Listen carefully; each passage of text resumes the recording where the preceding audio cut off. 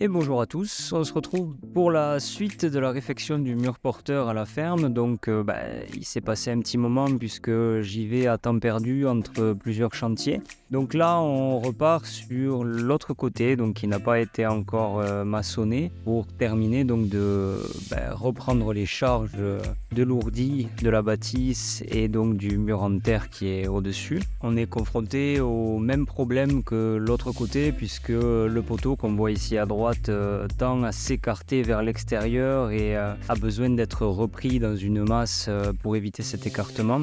Donc un petit peu comme pour l'autre côté, je viens bâtir ce qui me sert à faire un coffrage, ni plus ni moins un coffrage solide, dans lequel je viens prendre quelques petites ferrailles aussi pour assurer une bonne jonction entre le poteau qui sera coulé et ce petit coin bâti. En prévision de l'implantation du mur qui va arriver par la suite, je rebâtis le bas du poteau uniquement pour reprendre le niveau existant de la petite dalle qui était à côté, ce qui va me permettre après donc d'être moins embêté à la mise en place du mur. Comme pour l'autre côté, je vais donc faire un chaînage vertical au centre pour assurer vraiment une bonne jonction et faire un ancrage solide pour la poutre le linteau qui sera coulé après par la suite. Tout est maçonné, je fais bien attention à croiser au niveau du chaînage dans les trois sens, à chaque étape, à chaque niveau sur le processus je croise, histoire que le mur se tienne bien après dans le temps. Évidemment au niveau du ferraillage, tout est repris et par le sol et sera repris aussi par le haut, donc là toutes mes attentes de ferraille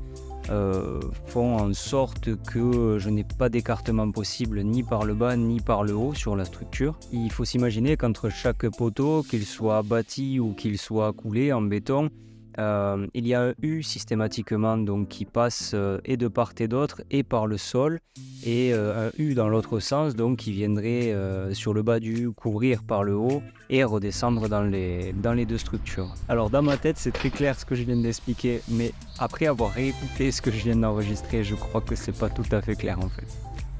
Donc si vous avez des questions, n'hésitez pas à les poser dans les commentaires et j'essaierai d'y répondre au mieux avec mon tout petit savoir de tout petit maçon qui n'en est pas un. Ici encore une fois, je m'éclate à faire des vidéos pour voir l'avancée du chantier un petit peu, faire des souvenirs aussi pour le côté famille, et puis pour peut-être inspirer des gens, vous qui regardez, à essayer de faire les choses par vous-même chez vous en vous renseignant par tout un tas de biais possibles et imaginables. Le plus intéressant reste le regard du professionnel que vous pouvez faire passer directement chez vous, qui vous expliquera ce qui est envisageable, ce qui est réalisable, et après tout dépend d'une question de moyens. Si vous avez les moyens de faire travailler un pro, foncez, parce qu'au moins vous êtes sûr d'avoir un résultat quali et qui tiendra dans le temps, et surtout des garanties décennales sur les travaux effectués. Maintenant, si comme ici sur le cas présent le devis est complètement irréalisable au final, prenez l'information partout où elle se trouve, partout.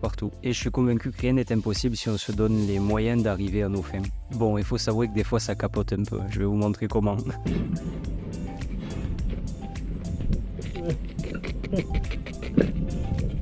Ça tord bien, mais mais c'est pas bon. Ah nom de Dieu, il était fier mon père de son émotion pour tordre les barres. Mais comment on l'enlève l'été après? En fait, lui de son côté, pendant que je bâtis le mur, s'occupe du ferraillage qui va traverser le poteau existant en briquette là-bas. En fait, les torses vont être coulés dans le béton, repris dans la structure ferraille, fait qu'ils soient tordus de l'autre côté. Ça va assurer une certaine contrainte pour éviter l'écartement du poteau. Je vous retrouve tout prochainement pour la suite, donc on va couler le poteau. Je vous montrerai un petit peu aussi le ferraillage, comment il a été mis en place. Encore une fois, merci à vous d'avoir suivi cette vidéo et je vous dis à très bientôt.